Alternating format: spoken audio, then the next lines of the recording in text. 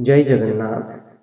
आज आम शुणा श्रीमद् भगवद गीता प्रथम अध्यायर श्लोक 8 संपूर्ण सारांश। ओम श्री परमात्मे नमः।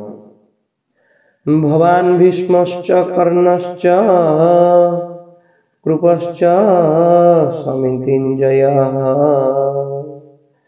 अश्वत्थामा विकर्णश्च सौमदत्तिस्तथैव च।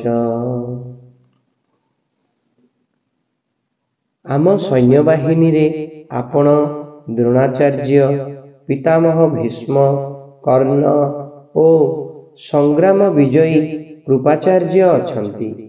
सेहिपरि अश्वत्थामा, विकर्ण ओ सोमदत्तଙ୍କ पुत्र भूरिश्रवा मध्य अछंती।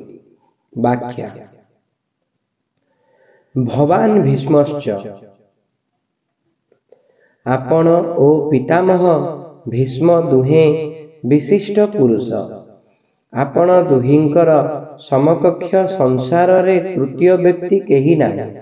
आपण दुहिंक भितरु जदि केही जणे पूर्ण शक्ति प्रयोग करी युद्ध करंती ताहेले देवता, यक्ष, राक्षस, मनुष्य आदिंक मध्यरे केही आपणक सम्मुखरे तिष्ठिबाकु सक्षम नुहंती। आपण दुहिंकर पराक्रम जगतरे प्रसिद्ध। पितामह भीष्म तो आबाल्य ब्रह्मचारी एवं से इच्छा मृत्युर वर मध्य पाइछंती, अर्थात तांको इच्छा बिना केही तांकु मारी परिबे नाही।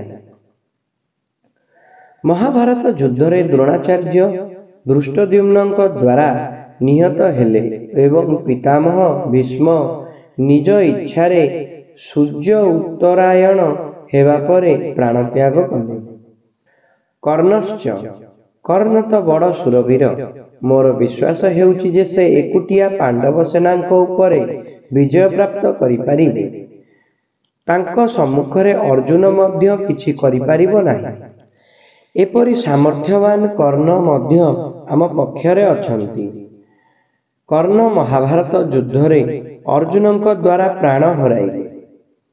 कृपश्च समितिञ्जयः कृपाचार्यଙ୍କ कथा कौन, से तो चिरंजीवी आमर परम हितैषी एवं से पांडवंकर समग्र सेनाबाहिनी उपरे विजय लाभ करि परिबे।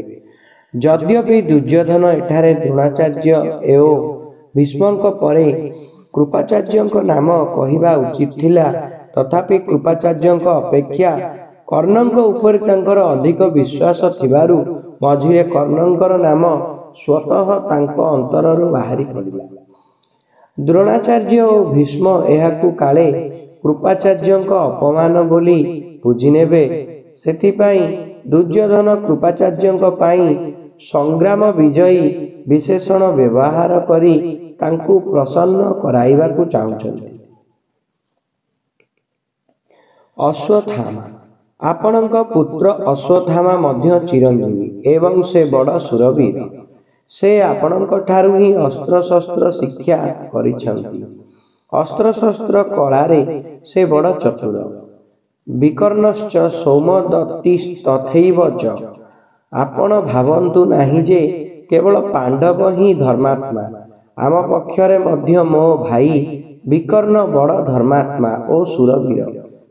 सेहिपरि आमर प्रपितामह शान्तनुଙ୍କୁ भाई बाल्हिकंकर पौत्र तथा सोमदत्तଙ୍କ पुत्र भूरिश्रवा मध्य बड़ धर्मात्मा। से विपुल दक्षिणा सहित अनेक यज्ञ करिछन्ति। से बड़ शूरवीर ओ महारथी मध्य। युद्धरे विकर्ण भीमଙ୍କ द्वारा एवं भूरिश्रवा सात्यकीଙ୍କ द्वारा निहत हेले। एठारे एही शूरवीर मानक नाम कहिबा द्वारा दुर्योधन सते जेपरि कहिबाकु चाहंती जे, हे आचार्य, आम सेनारे आपण भीष्म, कर्ण, कृपाचार्य प्रभृतिଙ୍କ परि महापराक्रमी शूरवीर पांडवଙ୍କ सेनारे देखा जाऊ नाहांती। आम सेनारे कृपाचार्य और अश्वत्थामा दुहे चिरंजीवी। ମାତ୍ର ପାଣ୍ଡବଙ୍କ ସେନାରେ ଏପରି କେହି ଜଣେ ମଧ୍ୟ ନାହିଁ। ଆମ ସେନାରେ ଧର୍ମାତ୍ମାଙ୍କର ମଧ୍ୟ ଅଭାବ ନାହିଁ। ତେଣୁ ଆମେ ଭୟ କରିବାର କୌଣସି କାରଣ ନାହିଁ।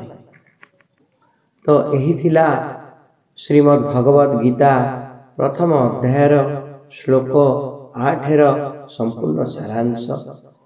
ଯଦି ମୋର କୌଣସି ପ୍ରକାର କହିବାରେ ତ୍ରୁଟି ରହିଯାଇଥାଏ ମୋତେ କ୍ଷମା କରିଦେବେ। ଜୟ ଜଗନ୍ନାଥ, ଜୟ